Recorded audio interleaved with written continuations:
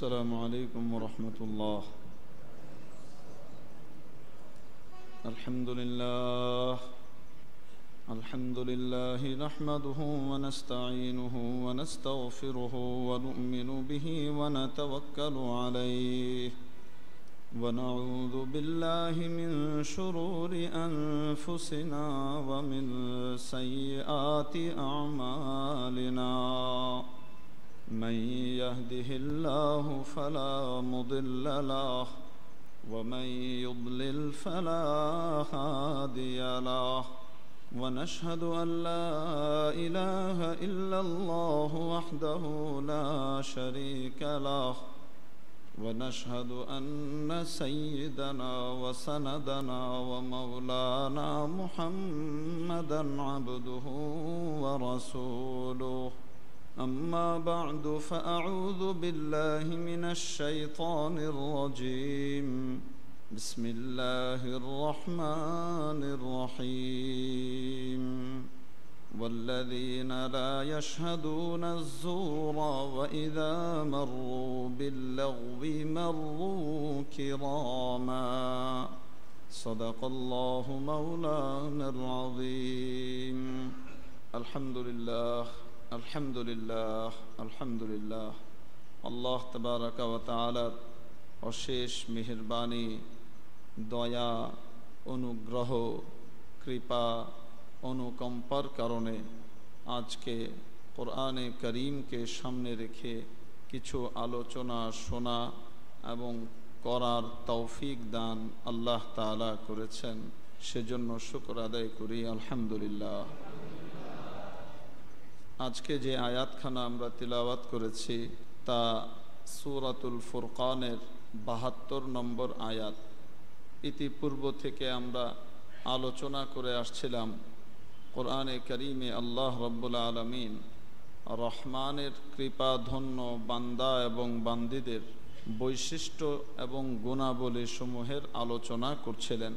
তন্মধ্যে তাদের একটি অন্যতম বৈশিষ্ট্য হলো আল্লাহ রাব্বুল আলামিন বলেন যে তারা মিথ্যার মজলিসে অংশগ্রহণ করে না, মিথ্যার মধ্যে উপস্থিত থাকে না, মিথ্যা সাক্ষ্য প্রদান করে না। আর যখন কোনো লাগবওয়ালা, কোনো অযথা শরীয়তের দৃষ্টিতে পরিত্যাজ্য এমন কোনো কর্মকাণ্ডকারীর পাশ দিয়ে অতিক্রম করে, তখন তারা সম্মানের সাথে অতিক্রম করে, আত্মসম্মান বোধ বজায় রেখে অতিক্রম করে, নিজের মর্যাদা, নিজের সম্মান এবং নিজের যে সহি আর হক দৃষ্টিভঙ্গি আছে, এই দৃষ্টিভঙ্গিকে বিসর্জন দেয় না, বরং তাকে সে সসম্মানে ধরে রাখে। এই আয়াতের মধ্যে দুটি বৈশিষ্ট্যের আলোচনা করা হয়েছে। একটি নেতিবাচক, পরিত্যাজ্য, আর আরেকটি হলো করণীয়। এই আয়াতের মধ্যে আল্লাহ রাব্বুল আলামিন বড় ব্যাপক অর্থবোধক একটি শব্দ ব্যবহার করেছেন। জুর, মিথ্যা, বাতিল, হকের বিপরীতে অবস্থানকৃত যত কিছু আছে সব কিছুকে জুর বলা হয়। এর একটি অর্থ হলো মিথ্যা সাক্ষ্য দেওয়া, শাহাদাতু জুর। ওয়াল্লাযীনা লা ইয়াশহাদুনা জুর, তাদের একটি অন্যতম বৈশিষ্ট্য হলো তারা মিথ্যা সাক্ষ্য প্রতিষ্ঠিত করে না, মিথ্যা সাক্ষ্য দেয় না, কোনো বিষয়ে মন গড়া সাক্ষ্য প্রদান করে না, বাস্তবে যা ঘটেছে তার বিপরীত কথা সাক্ষী হিসেবে পেশ করে না। বুখারী এবং মুসলিম শরীফের হাদিসে, এছাড়াও আরও হাদিসের অনেক কিতাবের মধ্যেই হযরত আনাস রাদিয়াল্লাহু তাআলা আনহু থেকে একটি রিওয়ায়াত বর্ণিত হয়েছে যে বড় গুনাহ তো অনেক আছে, কবিরা গুনাহ। এই কবিরা গুনাহের মধ্যেও, এগুলোর মধ্যেও ভয়াবহ এবং বড় মারাত্মক রকমের গুনাহ 7টা। তন্মধ্যে একটি হলো শাহাদাতু জুর, মিথ্যা সাক্ষ্য দেওয়া, যা ঘটেনি তা বিচারকের সামনে বলে বেড়ানো, যা ঘটেনি তা ঘটেছে বলে মানুষের সামনে বলা, আর যা ঘটেছে তার বিপরীতটা প্রকাশ করা।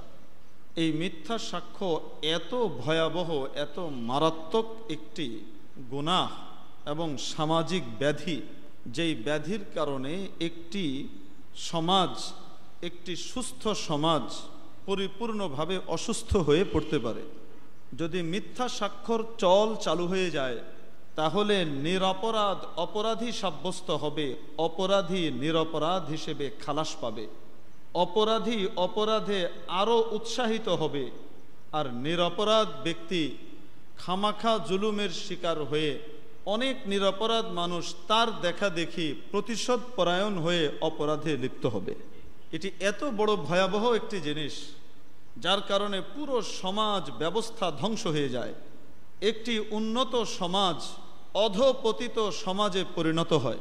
এই জন্যে আল্লাহ রাব্বুল আলামিনের পক্ষ থেকে রাসূল করিম আলাইহিস সালাতু ওয়াস সালাম বড় বড় 7টি অপরাধের মধ্যে এই একটি অপরাধকে স্থান দিয়েছেন।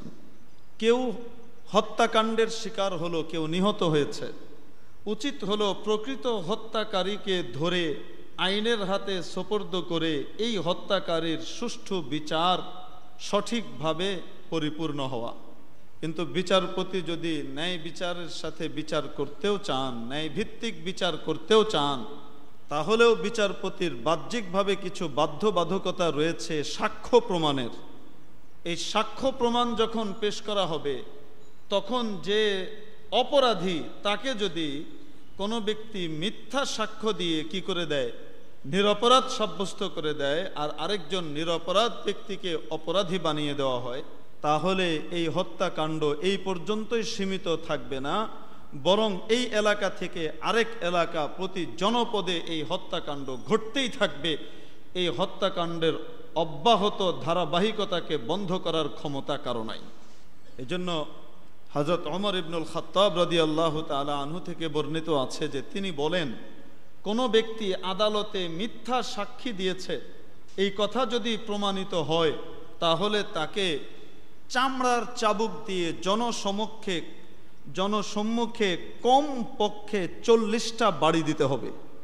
চাবুকের বাড়ি, বেতের বাড়ি না, চামড়ার চাবুক দিয়ে মারলে, কাপড়ের উপর দিয়ে পিটালেও চামড়া উঠে চলে আসে। 40টা বাড়ি দিতে হবে।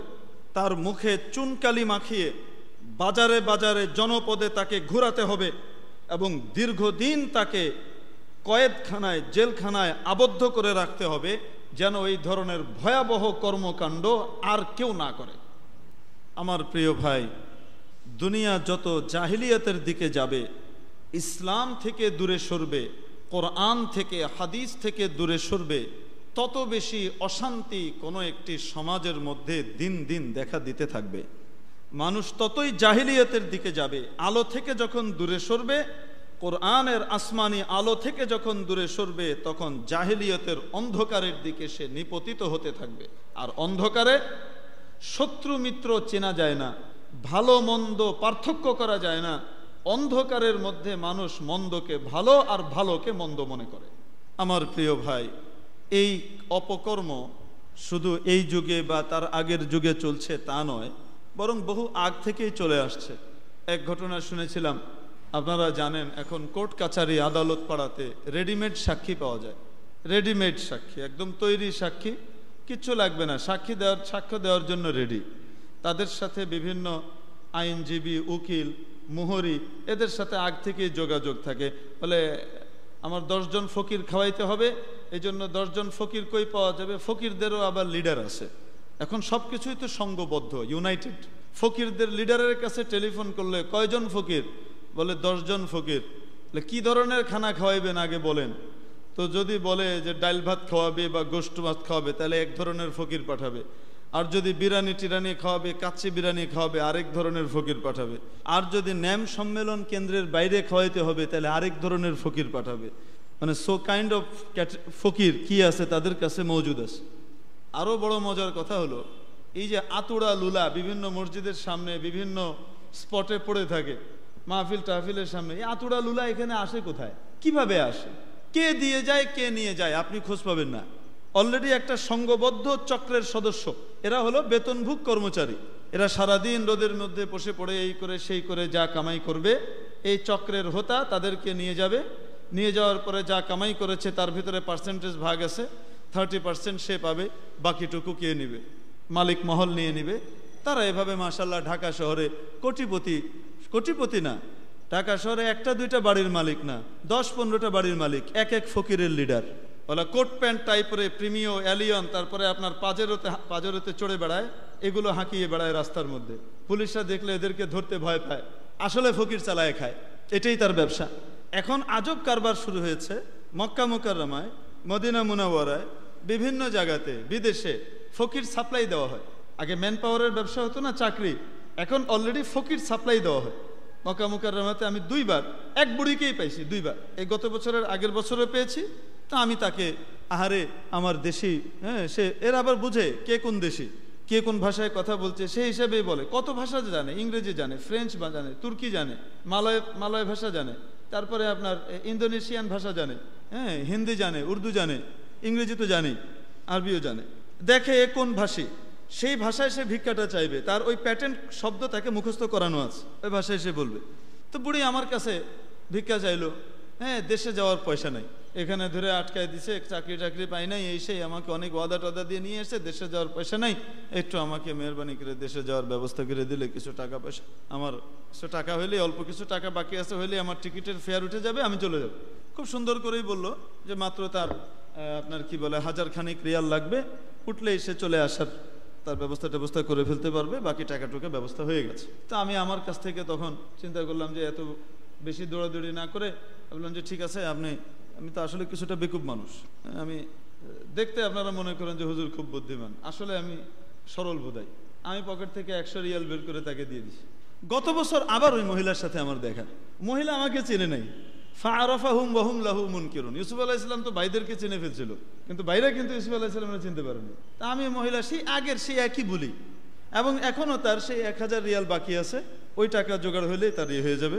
আমি বলছি আপনার 1000 রিয়ালও লাগবে না, আমি সরকারি ব্যবস্থাপনায় আপনাকে পাঠাইতেছি, আপনি একটু দাঁড়ান, আপনি আমার সাথে চলেন, বাংলাদেশ মিশনে আপনাকে আমি নিয়ে যাইতেছি, আমি চিনি, হ্যাঁ, ওখানে নিয়ে যাওয়ার পরে সরকারি ব্যবস্থাপনায় আপনাকে দেশে পাঠিয়ে দিবে, আপনার সম্পদ যা আছে তা আপনি নিয়ে যেতে পারবেন, অসুবিধা নাই, চলেন। এমন দৌড় দিছে বুড়ির, এই যে মানে 50-60-এর ঊর্ধ্বের এক বুড়ি, এটা দেখে বোঝাই যায় না, মনে হইতেছে 23-24 বছরের যুবতী, পঙ্খিরাজ ঘোড়ার মতো উঠতেছে সে। পরে আমি ওখানে যখন ওইখানকার আবার যারা স্থায়ীভাবে থাকেন, কাজ করেন, প্রবাসীদের সাথে আলাপ করলাম এই বিষয়টা নিয়ে, বলে হুজুর আপনি তো বড় ভালো মানুষ, আপনি দিয়ে দিচ্ছেন 100 রিয়াল। আরে আশ্চর্য কারবার, এগুলার ব্যবসায়ী তো এটা, আর এরা যা টাকা কামায় সেই টাকা সব জমা করে দেওয়া লাগে, এদেরকে অলরেডি পাঠানো হয়েছে, তারা এই কাজ করে। তারপরে আরো বলল যে হুজুর আগে তো ম্যান পাওয়ার এর ব্যবসা হইতো, এখন ফকির পাওয়ারের ব্যবসা হয়, পকেট মারের ব্যবসা হয়, এখন পকেট মার সাপ্লাই দেওয়া হয় মক্কা মদিনাতে বাংলাদেশ থেকে। বললাম আমি তো লা হাওলা ওয়ালা কুওয়াতা ইল্লা বিল্লাহ পড়তেছি, লা হাওলা পড়ার কারণে আমরা অনেক ভালো আছি এখনো এই ব্যাপারে। পাকিস্তান এবং মিশর আমাদের ইমাম, আমরা এখনো কম আছি, তাদের সাথে পাল্লা দিয়ে পারবো না। আল্লাহু আকবার কবীরা। বলছিলাম সব তো ইউনাইটেড, সব কিছুই খোঁজ নিলেই কি করা যায়, পাওয়া যায়। ওই ফকিরের গোষ্ঠীকে আপনি টেলিফোন করবেন, লিডারকে, সেই লিডার টেলিফোন করে বাস আপনার কাছ থেকে জেনে নিয়ে সময় মতো আপনার সামনে ফকির হাজির। তো এখন তো চাইলেই যে কোনো জিনিসের মূলে খোঁজ নিলেই সেই জিনিস কি করে ফেলা যায়, বলেন না কেন, পাওয়া যায় না।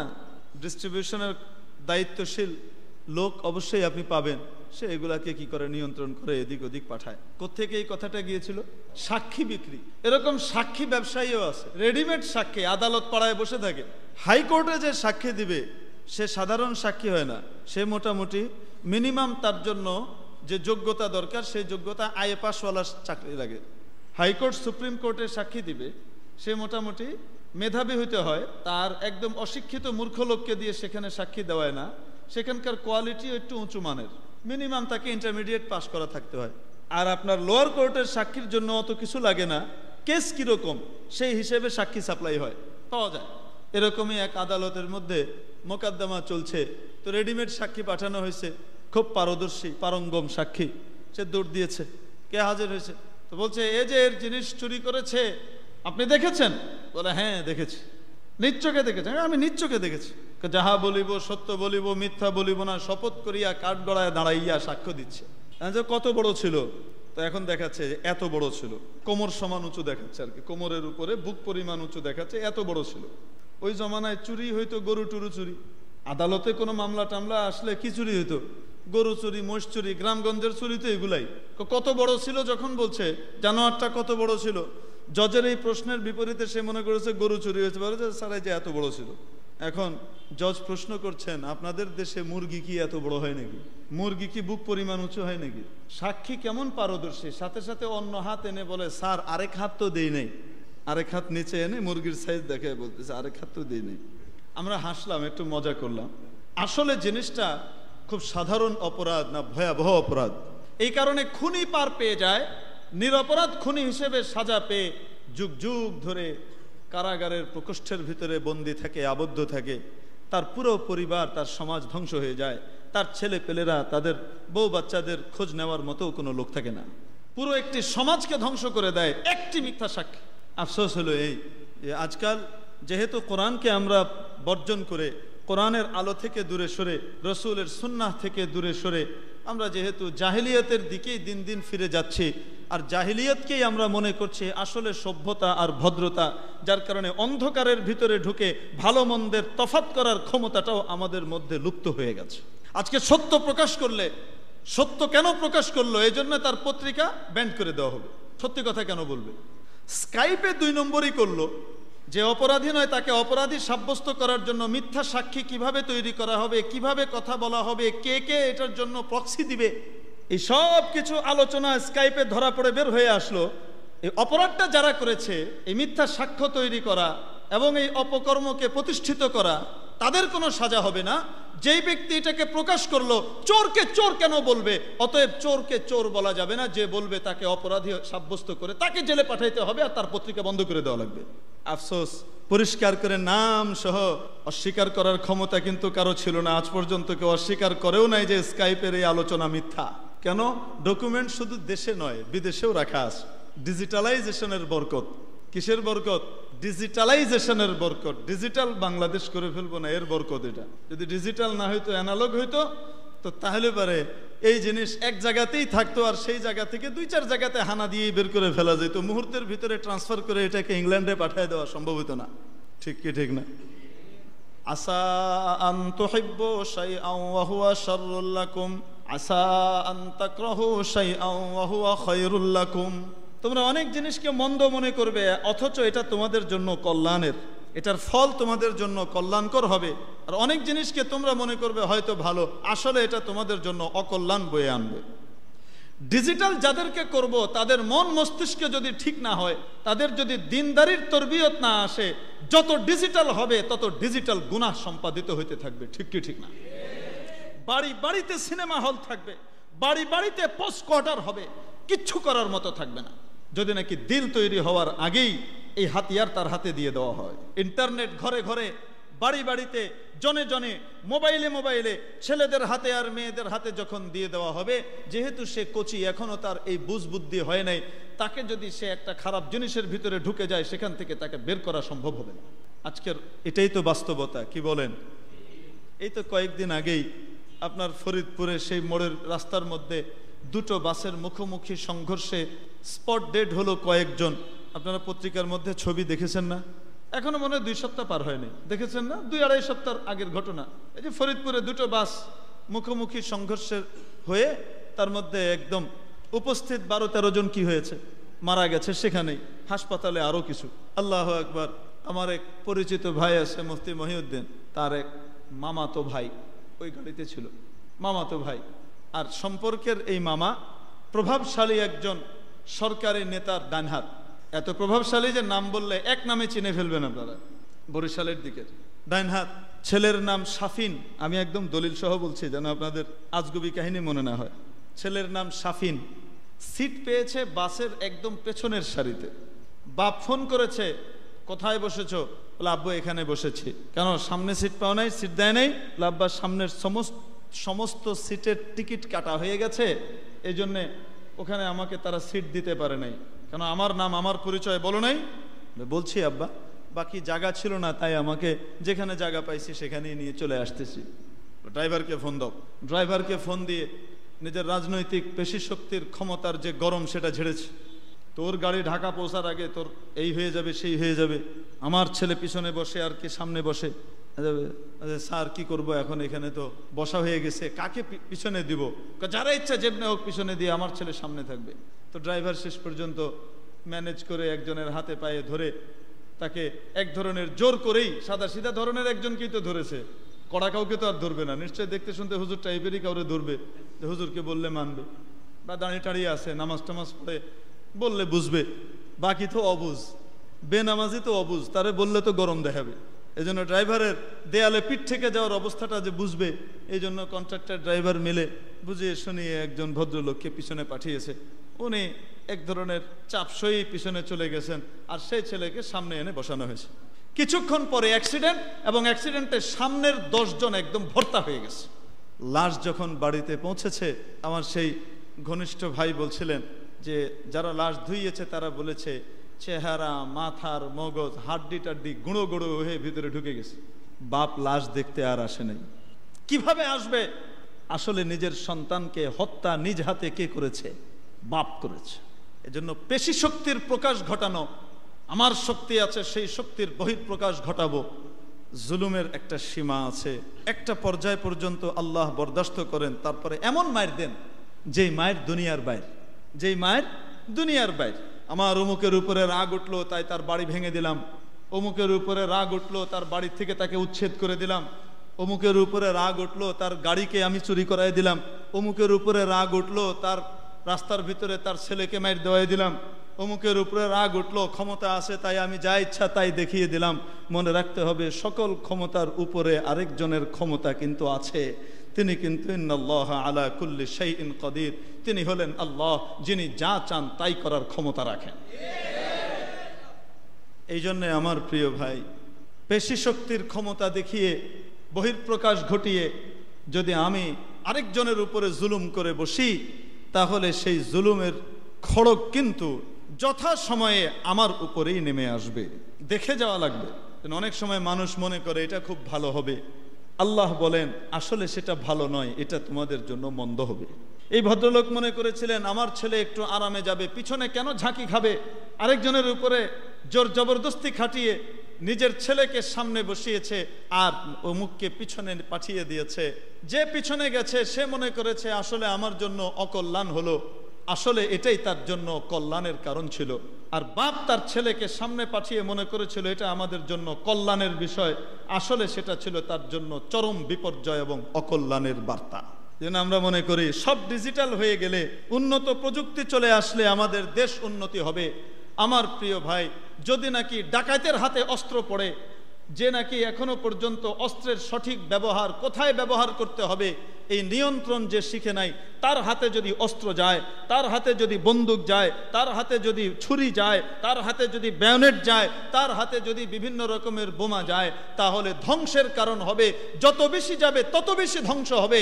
আর এই জিনিসই যাদের মধ্যে নিয়ন্ত্রণ আছে, যাদের মধ্যে নিজেদেরকে নিয়ন্ত্রণ করার যোগ্যতা পয়দা হয়েছে, যারা সংগঠিতভাবে কারো হুকুমের উপরে ঠিকঠাক মতো নিয়মানুবর্তিতার সাথে চলাফেরা করে, তাদের হাতে, সেনাবাহিনীর হাতে, আইন শৃঙ্খলা রক্ষাকারী বাহিনীর হাতে যত উন্নত প্রযুক্তির অস্ত্র যাবে, তাদের দ্বারা এই অস্ত্র দিয়ে সমাজের উন্নতি সাধন হবে, সমাজের নিরাপত্তা বিধান হবে। ঠিক কি ঠিক না?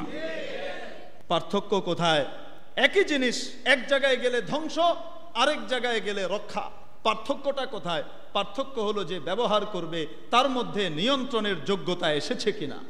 এজন্য যে সমস্ত ব্যক্তির অন্তর ইলমে ওয়াহি দ্বারা, আল্লাহ তাআলার কোরআনের নূর দ্বারা, আলো দ্বারা নিয়ন্ত্রিত হয়, এই সমস্ত লোকের হাতে যদি নাকি উন্নত প্রযুক্তি যায়, তাদের কাছে যদি ডিজিটাল বিষয় তাদের হাতে যদি যেতে থাকে, তত বেশি এর দ্বারা সমাজের, দেশের, বিশ্বের উন্নতি আর উপকার হবে। আর যার মধ্যে এখনো ইলমে ওয়াহি, আল্লাহ তাআলার ইলম এবং ঐশী জ্ঞানের যে নূর আর আলো, সেই আলোর নিয়ন্ত্রণ যার মধ্যে প্রতিষ্ঠিত হয় নাই, তার কাছে যত বেশি ডিজিটালাইজেশনের আপনি দাওয়াত তার কাছে পৌঁছাবেন, যত প্রযুক্তি দিবেন, তার দ্বারা ঠিক তত বেশি রাহাজানি, ডাকাতি আর ধ্বংসের বিভিন্ন ঘটনা একের পর এক আসতে থাকবে। এটাই বাস্তব।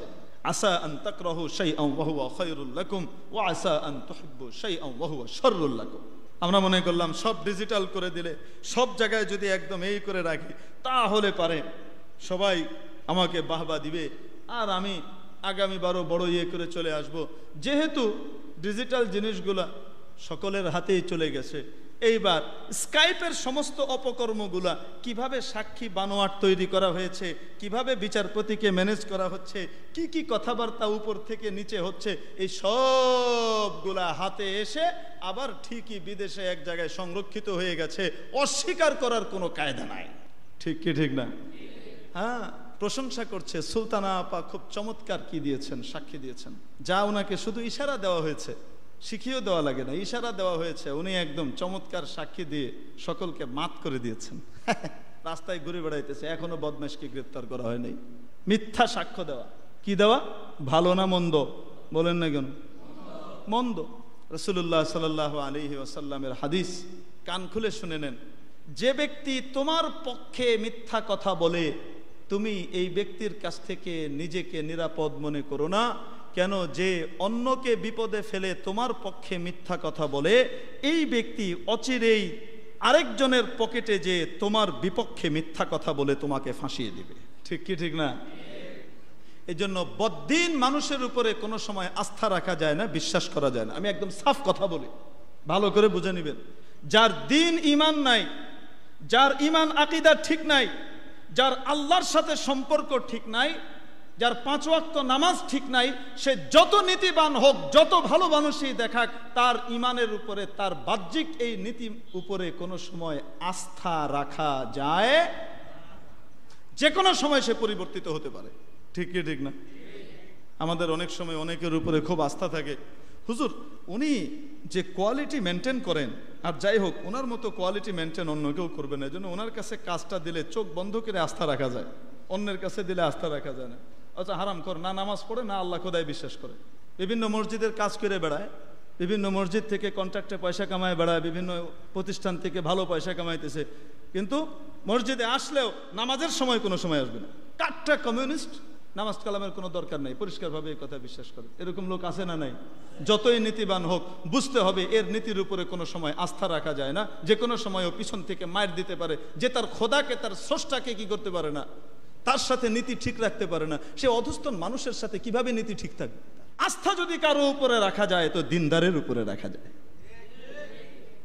ও ভাই, আমি বুঝাইতে পারি? আস্থা যদি কারো উপরে রাখা যায় তো কার উপরে রাখা যায়? দিনদারের উপরে রাখা যায়। গতকাল আমি এক দিনদারের অফিসে গেলাম, মহাখালীতে অফিস, 20 তলা বিল্ডিং এর মালিক। এই 20 তলা বিল্ডিং এর মধ্যে উপরের 5-6 তলা, উপরের 5-6 তলা পুরো শুধু নিজের অফিস হিসেবে ব্যবহার করে, গার্মেন্টস না, নিজের অফিস হিসেবে ব্যবহার করে। দিনদার মানুষ। গেলাম, 2 বন্ধু মিলে ব্যবসা করে। নাম বললে আপনারা চিনে ফেলবেন, এজন্য নাম বলছি না। 2 বন্ধু মিলে ব্যবসা করে, 5 ওয়াক্ত নামাজ আদায় করে, হক হালালির সাথে ব্যবসা করার চেষ্টা করে। বাংলাদেশের খুব নাম করা গার্মেন্ট ফ্যাক্টরির মালিক, একজন চেয়ারম্যান, একজন এমডি, 2 বন্ধু মিলে প্রতিষ্ঠা করেছে। আর 2 বন্ধুর জন্য আবার আলাদা আলাদা যে অফিস রুম, প্রাইভেসির জন্য, এরকম না। 2 বন্ধু এরকম এই বড়, আপনার ওই মসজিদের ওই পিলার থেকে ওই পিলার পর্যন্ত এত বড় এক রুম, এই রুম পুরাটুকু 2 জন ব্যবহার করে। ওই কোনায় একজন, এই কোনায় একজন, মাঝখানে একটা মিটিংয়ের সুন্দর ছোট্ট ব্যবস্থা আছে। 2 বন্ধু 2 জায়গাতে বসে বিরাট ব্যবসা করতেছে। নামাজের সময় হলো, গেলাম, আমাকে ইমামত করার জন্য দিলেন, নামাজ পড়ানোর জন্য। তো আমি দেখি সুন্দর একদম মসজিদের কায়দা, সমস্ত কর্মকর্তা নামাজ পড়ার জন্য চলে এসছে। সবাই নামাজ পড়তেছে, সব টপ টু বটম। উনি নামাজ সবাইকে পড়তেই হবে, বুঝিয়ে শুনিয়ে আস্তে আস্তে যে কয়টা বুঝতো না সেগুলোকে চাপ দিয়ে 2-4টা সবাই নামাজ পড়ে। আমি যদি নামাজ না পড়ি তো স্যারের দৃষ্টিতে তো আমি ভালো থাকবো না। স্যারের দৃষ্টিতে ভালো না থাকলে প্রাইভেট চাকরি, তুমি যত বড় হেডাম মার্কাই হোক, লাথি মেরে তোমার বাইর করতে 2 মিনিটও লাগবে না। ঠিক কি ঠিক না? সরকারি চাকরি হওয়াও কঠিন, যাওয়াও কঠিন, ঠিক না? প্রাইভেট চাকরি তো আর তা না। এখন 2-4টা আছে যেগুলো হয়তো পড়তে মন চায় না, তাও পড়ে, কিন্তু বাকি সবাই দেখলাম খুব আগ্রহের সাথে নামাজ পড়তেছে। ফলাফল কি? আমার আরেক ভাই আছেন, আমার বাড়িওয়ালা মহসিন ভাই, উনি বললেন যে হুজুর, আমরা একটা প্যান্ট, একটা মাল বায়ারের কাছ থেকে দরাদরি করে চেটে, যেই মাল আমরা মনে করেন $2.40 আমরা বহুত কাকুতি মিনতি করে এই মালটার অর্ডার নেই, সেই একই বায়ার মোশাররফ সাহেবের ফ্যাক্টরিতে যে সেখানে যে তাকে $5 $6 সেদে দিয়ে আসে ওই একই মাল নেওয়ার জন্য। বরকতটা কোথায় বলেন না কেন? আল্লাহর সাথে সম্পর্ক ঠিক, তাই বরকত ওখানেও দেখা যাচ্ছে। আমি বুঝাইতে পারি নাই তো? আমি বুঝলাম যে কি কারণে ওনার ওখানে উন্নতি এত বেশি, মালের কোয়ালিটি ভালো হইতেছে, সকলেই সিনসিয়ার, সকলেই একটা দায়বদ্ধতার সাথে কাজ করে যাচ্ছে, চুরি চামারি কম। কি কারণে? উপরের সাথে সম্পর্ক ঠিক আছে। এই রকম দেখে দেখে উনি কর্মকর্তা আর কর্মচারী নির্বাচন করে নিয়েছেন, যার কারণে চোখ বন্ধ করে আস্থা রাখছেন, আর ধুম তারাক্কা কাজ চলতেছে। উনি না থাকলেও কাজ চলতেছে, থাকলেও ভালো কাজ চলতেছে। আস্থা কেন রাখা যায়? দিনদার। এই জন্য মনে করেন যে ইঞ্জিনিয়ার নামাজ পড়ে, যে আমার এখানে এক ইঞ্জিনিয়ার আছে নামাজ পড়ে, এই ইঞ্জিনিয়ারের উপরে আস্থা রাখা যায়। যে ইঞ্জিনিয়ার নামাজ পড়বে না, সেই ইঞ্জিনিয়ার যত সৎ হোক আর যাই হোক, তার উপরে চোখ বন্ধ করে আস্থা রাখা যাবে না। যে কোনো সময় মোড় দিতে পারে। কেন? তার উপরওয়ালার সাথে দায়বদ্ধতা নাই, যে কোনো কিছুতে মোড় দিতে পারে। ঠিক কি ঠিক না? যে ডাক্তার, উপরওয়ালার সাথে সম্পর্ক ঠিক নাই, সেই ডাক্তারের উপরে চোখ বন্ধ করে সব কিছুতে আস্থা রাখা যায় না। কেন? যে তার মালিকের সাথে সম্পর্ক ঠিক রাখে না, তার প্রতিপালকের সাথে যে গাদ্দারি করে, সে আমার সাথে খুব ইমানদারির আচরণ করবে, এটা কোনো সময় চোখ বন্ধ করে বিশ্বাস করা যায় না। এটা ইঞ্জিনিয়ার, ডাক্তার সহকারে যে কেউ, দুনিয়ার যে কোনো পেশার যে কোনো লোক যদি আল্লাহর সাথে সম্পর্ক ঠিক থাকে, তাহলে তার কিন্তু উপরওয়ালার সাথে একটা দায়বদ্ধতা আছে।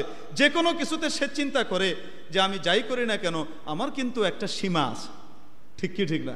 সে কিন্তু ওইটাকে ফিকির করে, আখেরি দিনকে তার সামনে রাখে। এজন্য যে ব্যক্তি আমার পক্ষে মিথ্যা কথা বলে, রসুল বলেন সে যে তোমার বিপক্ষে একদিন মিথ্যা কথা বলবে না, এই কথা থেকে তুমি নিজেকে নিরাপদ মনে করো না। যে ব্যক্তি আমার পক্ষে মিথ্যা সাক্ষী দেয় আরেকজনের বিপক্ষে, সে ব্যক্তি কালকে 1/11 চাপে পড়ে বা অন্য কোনো চাপে পড়ে আমার বিরুদ্ধে যে মিথ্যা সাক্ষী দিবে না, এই ব্যাপারে কিন্তু কোনো রকমের নিশ্চয়তা আমি লাভ করতে পারি না। তাহলে সত্যিকার অর্থে সকলেই আমার উপকারে লাগবে কখন? যদি আমি সকলকে দিনদার বানানোর জন্য, আল্লাহর সাথে তার সম্পর্ককে মজবুত করানোর জন্য আমি মেহনত করতে পারি। সকলের সম্পর্ক যদি মাওলার সাথে আমি দৃঢ় করে দিতে পারি, তাহলে তারা সবসময় সত্যের উপরে থাকবে। আমি নীতির উপরে থাকলে আমি কোনোদিন আর কারো কাছে ধরা খাবো না ইনশাআল্লাহ। আমি বুঝাইতে পারি নাই? ওয়াল্লাযীনা লা ইয়াশহাদুনা যুর, যারা মিথ্যা সাক্ষ্য দেয় না। তাহলে মিথ্যা সাক্ষ্য দেওয়া এটা কি ব্যক্তিগত অপরাধ না সামাজিক অবক্ষয়ের বিরাট একটা অংশ? এটা কি ব্যক্তিগত না পুরো সমাজ, পুরো রাষ্ট্রকে নষ্ট করে দেয়? ঠিক কি ঠিক না? হ্যাঁ।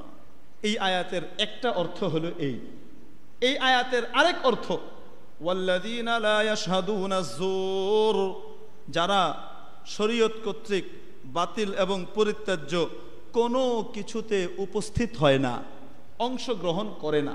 এর অর্থ কি? মুফাসসির কুল সম্রাট সাহাবী হযরত আব্দুল্লাহ ইবনে আব্বাস রাদিয়াল্লাহু তাআলা আনহুমা বলেন, এর দ্বারা উদ্দেশ্য হলো বিধর্মীদের মেলা এবং ধর্মীয় অনুষ্ঠানে অংশগ্রহণ করা। বিধর্মীদের মেলা টেলা, ধর্মীয় অনুষ্ঠান, দুর্গা পূজা, এই পূজা সেই পূজা, কালী পূজা, হাতি পূজা, ধলা পূজা, যত পূজা আছে, এই পূজা পার্বণে অংশগ্রহণ করলে আল্লাহর কৃপাধন্য বান্দা আর বান্দি থাকা যাবে না। হযরত আব্দুল্লাহ ইবনে আব্বাস বলেন, বিধর্মীদের পূজা পার্বণে অংশগ্রহণ করলে আল্লাহ তাআলার কৃপাধন্য বান্দা বান্দি হওয়া যাবে। আর আল্লাহর কৃপা যদি কারো কপালে না জুটে, সে আপনি বলেন যতই আমল করুক, কিয়ামতের দিন পার পেয়ে যাবে তো? হ্যাঁ, আমল দিয়ে, শুধু আমল দিয়ে পার হওয়া যাবে নাকি আমলের সাথে সাথে রহমতও লাগবে? লাগবে না রহমত? এক বুজুর্গ বনি ইসরাইলের বড় আল্লাহওয়ালা ছিলেন, আল্লাহু আকবার, 500 বছর পর্যন্ত ইবাদত করেছেন। কয়শো বছর? 500 বছর। আরেক riwayতের ভিতরে 800 বছরের কথা এসেছে। এখন 500 বছরের ইবাদতের পরে ওনার দিলের মধ্যে আসলো, কেউ জিজ্ঞাসা করলো, আপনার তো ইবাদতই আপনাকে নিয়ে যাবে, যে ইবাদত আপনি করেছেন। তাহলে হ্যাঁ, আল্লাহর রহমত যে লাগবে এটা আর তার বুঝে আসে না। এখন রাতের বেলায় স্বপ্নে দেখে হাসরের ময়দান কায়েম হয়েছে, সবাই নফসি নফসি করতেছে, হায় আমার কি হবে, হায় আমার কি হবে। পিপাসায় কাতর, পানি পানি করে চিৎকার করতেছেন। এই ভদ্রলোক নিজের অবস্থা দেখছেন, ফেরেশতা পানির জগ নিয়ে হাতে করে বেড়াইতেছে, আমার পানি, আমাকে 1 গ্লাস পানি দাও। বলে পানির মূল্য হলো 500 বছরের ইবাদত, 1 গ্লাস পানির মূল্য। এখন বলে যে না, তাহলে আমাকে আধা গ্লাস পানি দাও। 250 বছরের ইবাদত দিয়ে দিল আধা গ্লাস পানির বিনিময়ে। এত কষ্ট হাসরের ময়দানের, এত কষ্ট। 250 বছরের ইবাদত দিয়ে দিয়েছে আধা গ্লাস পানি। কিছুক্ষণ যাওয়ার পরে আবার পিপাসা লাগলো, পানি পানি পানি পানি পানি পানি পানি নাই, পানি নাই। আবার ফেরেশতা বলে আধা গ্লাসের কম দেওয়া যায় না, কমপক্ষে কতটুক? আধা গ্লাস। আর সেটা 250 বছরের ইবাদত। পাকে 250 বছরের ইবাদত দিয়ে আবার আধা গ্লাস পানি খেলো। হিসাবের জন্য যখন মাওলায়ে পাকের দরবারে উপস্থিত করা হলো, সে দেখে আল্লাহ রব্বুল আলামিন বললেন তার আমল নামা বের করো। আমল নামা বের করে দেখা গেল 500 বছরের ইবাদত ছিল, সেটা তো 1 গ্লাস পানির বিনিময়ে কিয়ামতের ময়দানে শেষ হয়ে গেছে। আল্লাহ রাব্বুল আলামিন জিজ্ঞাসা করলেন, ও বান্দা এখন কি হবে তোমার, কিভাবে তুমি পার পাবা? বান্দা বলেন, মাওলা তওবা করতেছি, আপনার রহমত ছাড়া যাওয়ার কোনো গতি নাই। তাহলে মাওলা পাকের রহমত লাগবে না লাগবে না? হিন্দুদের পূজা পার্বণে, খ্রিস্টানদের বড়দিনে, বিভিন্ন রকমের তাদের উৎসবের মধ্যে যদি আমরা অংশগ্রহণ করি, পহেলা বৈশাখের যে মেলা হয়, এই মেলাও কোনো মুসলমানদের মেলা নয়। ও ভাই বুঝে নিন, এটা বাঙালি সংস্কৃতির বিষয় নয়।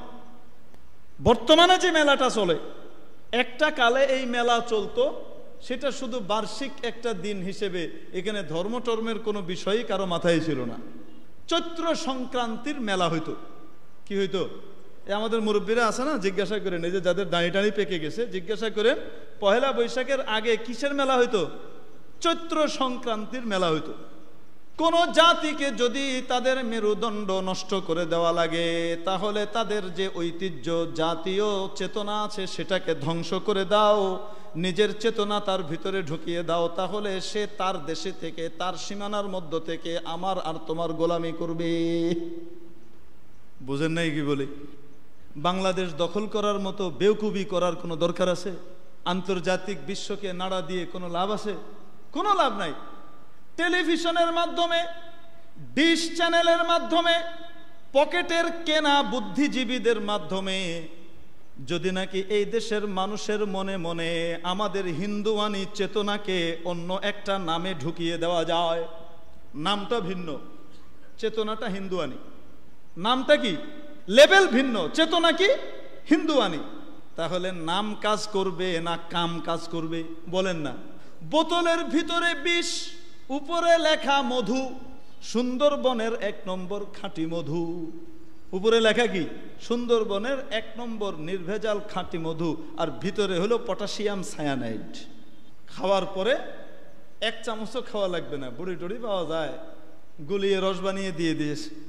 ড্রপারে করে, বেশি না, 5 ফোঁটা 10 ফোঁটা যদি পেটের ভিতরে যেতে পারে, 3-4 মিনিটের ভিতরে মৌত, এবং বাকি 3 মিনিটের ভিতরে কোন বিষে তার মৃত্যু হয়েছে সেই ক্রিয়ার আসরও তার রক্ত থেকে মুছে যাবে, খুঁজেও পাবে না কোনোদিন।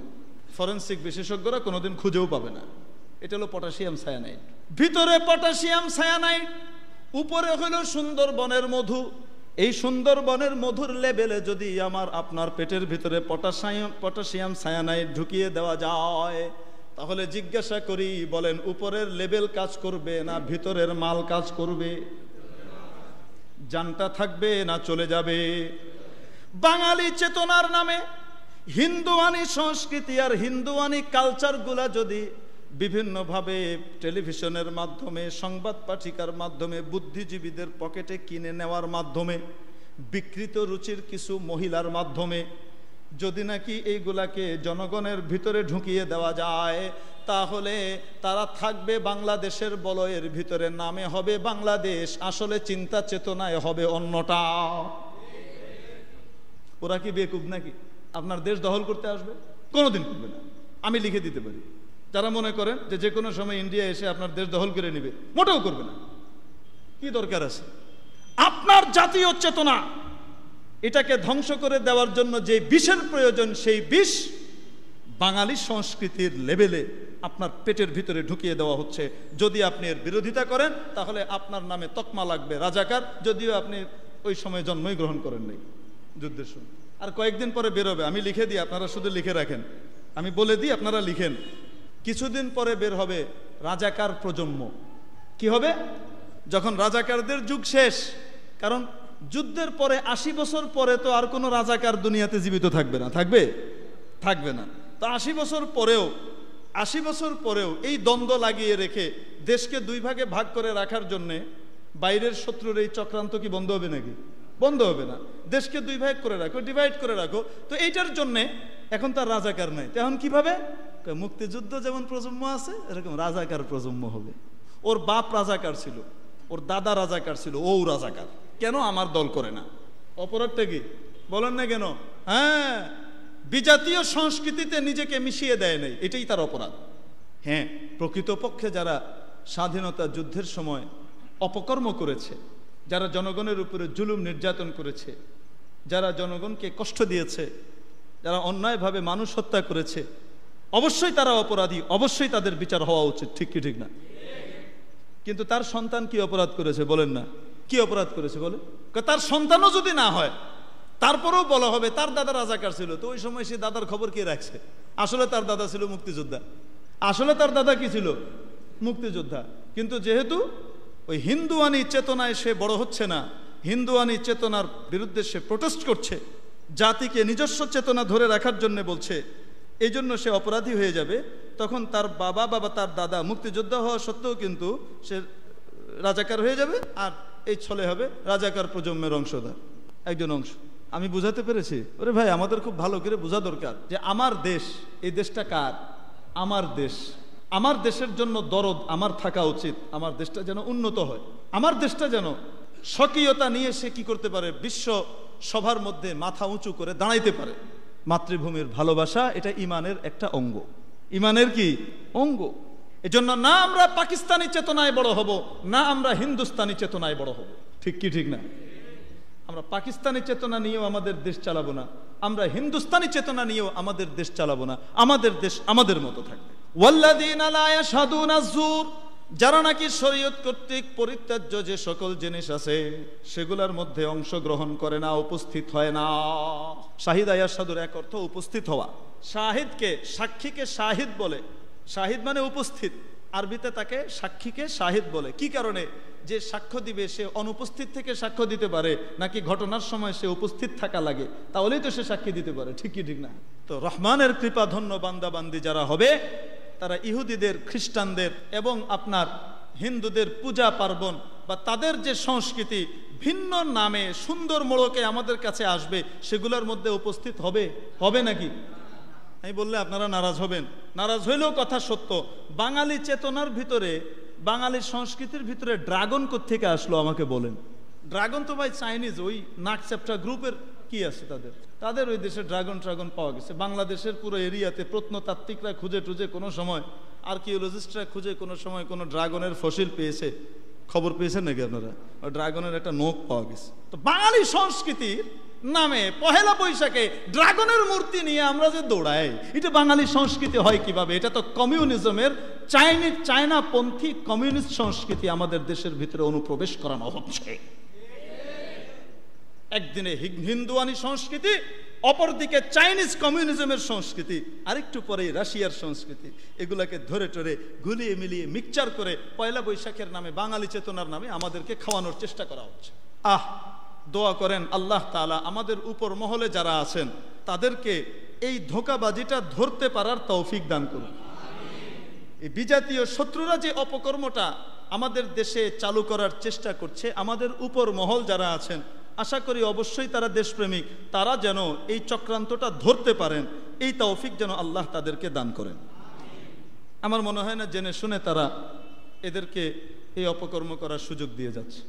এটা হলো ওয়াল্লাযীনা লা ইয়াশহাদুনা যুরের এক ব্যাখ্যা। দ্বিতীয় ব্যাখ্যা গেল, এর আরো ব্যাখ্যা আছে। আল্লাহ তাআলা তৌফিক দিলে আগামী সপ্তাহে ইনশাআল্লাহ বলবো। আসসালামু আলাইকুম ওয়া রাহমাতুল্লাহ।